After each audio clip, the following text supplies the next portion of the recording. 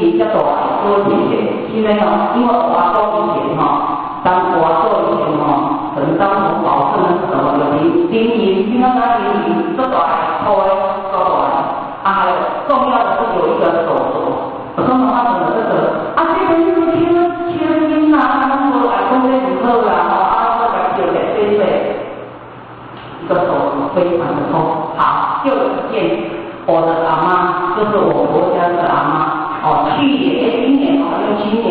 减股买了30年，我将美存掉，好像是20几的时候，我的那个国家的阿妈回头，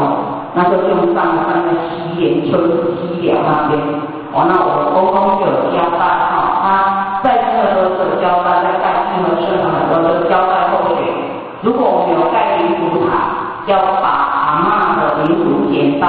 我们的灵骨塔里面，跟他们放在一起。我说好，那后续就一直传承的这个一个心里面的一个心事，因为后续呢，那个老公说你赶快去看我们祖先的牌位，看阿嬷是什么时候生，什么时候死，因为张小姐跟我说要这个她的生辰八字才可以看哪一天来捡骨比较吉利，可是老公一直都不看。因为后续很怕说我是一个坤道，是不是去把祖先的牌位拿也是不见的，没办法。后续在今年的过年要整理佛堂嘛牌位就要拿起来擦干净，或者说把它抽出来看之后，所以看你们就今年完成了这个工作。那在完成工作，因为很热，后续就站到保料的这一家，那他2个兄弟跟那个我们张小姐老公是老板带了2位工人就在那边挖了2个小时，要花点钱他就跟我说，你阿妈有趁关沟通也后续就跟师老板说，没有啦，我们家以前很穷有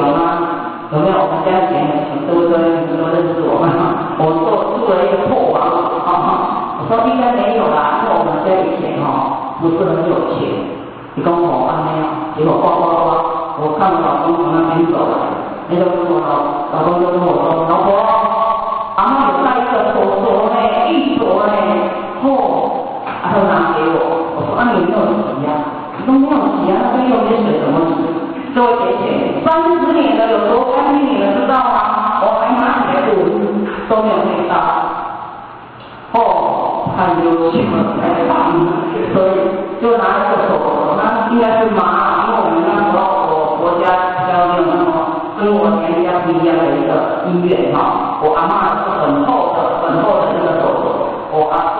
那个国家阿嬷是很薄的一个那个麻的手镯，那这个各位谢谢，这个就是我们的金刚宝镯给到那里去了，金刚宝。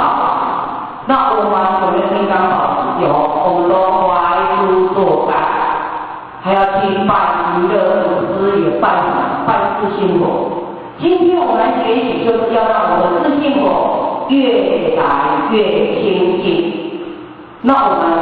心中有智慧以后，我们的智慧透光以后，我们才不会让外界的一些形色、受想行识的东西所污染。所以我们一定要把握，我们今天能够真的了悟到我们的佛性，它是清净的。我们如何来雕琢我们这一块金刚宝石？要说一不懂不成器，人不学不知义。所以一定是要多学习以后，你才能够去了知我们人生过程里面，真的要能够说心灵里面非常的富翁，这里面心灵的富翁要跟天佛菩萨一样的，不是跟王永庆一样的，不是跟美图集团一样的刘香火的财产不一样所以这里我们一定要去理解我们本性是光明的它是可以去创造的，可以去超越的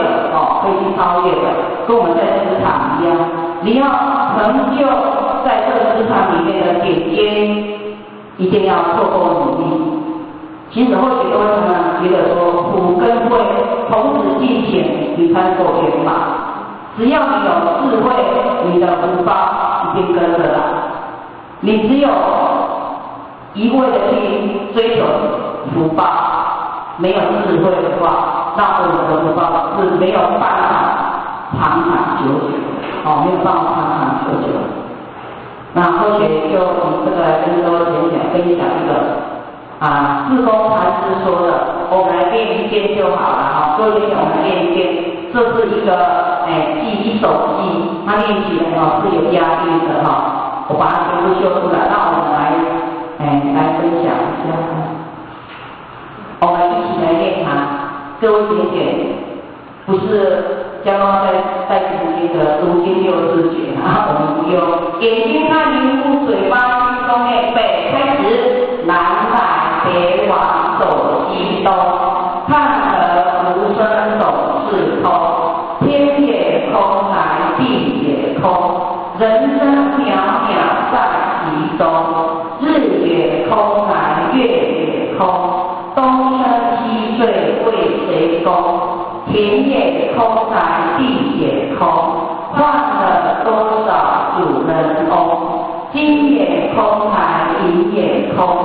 死后何曾在手中？妻也空来子也空，黄泉路上不相逢。最后这一句话是后学题目最深刻的因为后学常常参加了田野的告别式，真的，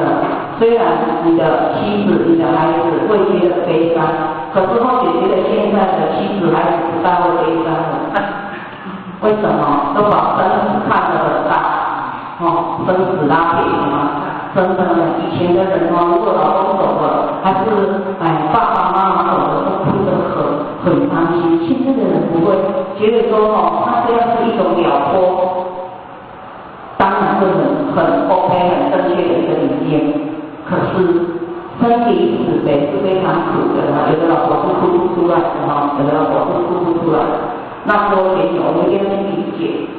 所以那个谁来看，高边有一寻找那个什么歌对，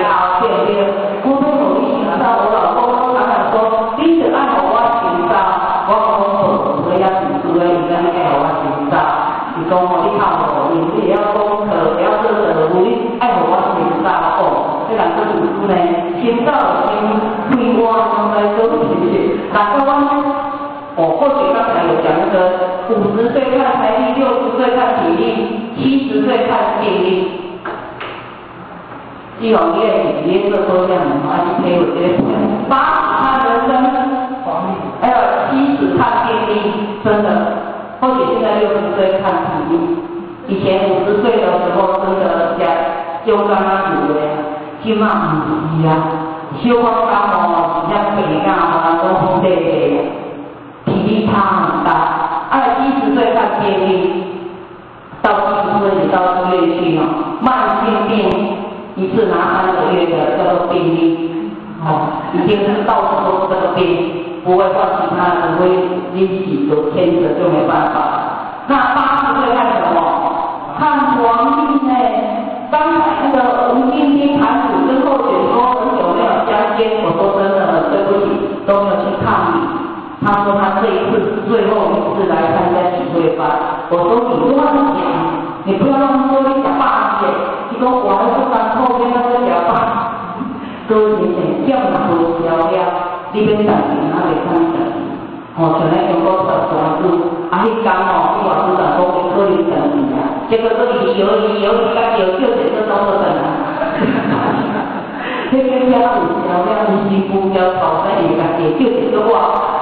若无道理是讲惊天官对着人就死啦，互爱情帮就当小姐啦，结果又活过来了。他孝顺的媳妇跟儿子一直讲，真的又把他叫醒，然后都把他送，请救护车送医院。他说他妈妈都不要再折磨他了，还好送医院，送医院我们定期把他管，还好他又活过来，还可以吃饭。各位姐姐也很有福报，但是这个就是说他的业还没有消完，还让他儿子还能够叫回来，还能够叫回来。所以我们一定要去理解，是工程师为什么给我们留下来的一手机，就是要让我们能够察觉到人生的过程，我们怎么去掌握，怎么去掌握我们人生的过程，让我们能够真的看。或许那一天在我们一贯道的杂志里面，他写了这一句话，他说人生有3个阶段，一定要看远，因为眼前的富贵名利，它是草上霜，它是不实在的，传说有像都是虚话，那一定要看透，看透事情的真相，生命的真相，因为像我们那个美国的王永庆有那么多的财产不对，要学着我们圣仙佛菩萨留的心，学着我们过去的禅祖，像我们王顺峰禅祖留下来的德心，真的能够我们的家族的大发挥，身边的家族的大发挥，能够许多没有办法去体悟这一句话，可是现在我们看在眼里就能够理解，像或许公公来讲。或许都觉得说，或许的公公他修了50年，留下来的德心，每天早晚都要拜谢天柱，要把它拜一下，感恩一下我的阿嬷、公公、婆婆留下来的德心，让我们都能够顺利平安。那他说还要能够看淡，但是看淡就是我们的名利富贵，一定要看淡名利。但是各位学姐，我们今天来到佛堂学习，我们学的是求我们的圣贤里做利益众生的事，做利益众生的事。那我们世人知道朝夕的观念，圣人却知道千秋万世的永恒。这些话很贴切，或许也是在一贯道的杂志里面看到的，我们的那个四五句教长说的，世人只知道功名利禄的享受。圣人却知道仁义道德的真理，因为仁义道德它是绝对的善，它不是相对的。那我们的过去的圣人口曰仁，奉取义，他们说的就是仁义道德的真理。世人知道博学多闻的知识，看要到哪一国去留学，有的学到博士了，筷子掉下去了，不知道怎么办。跟老婆说，我的筷子掉下去了怎么办？要进房间说，我的筷子怎么办？对不起，有读到博士，要进来进课说，我的筷子我怎么进去？我筷子掉下去了怎么吃饭？你们相信吗？有啦，我们阿叔组长也知道这个人是谁。他是博士呢，他是博士各位学姐。不行，家的，你是从未认的。圣人却知道天地万物的智慧。我们今天还所有相，皆是希望，但是要怎样如是观。圣人跟我们说，也就是说，我们一定要去了解。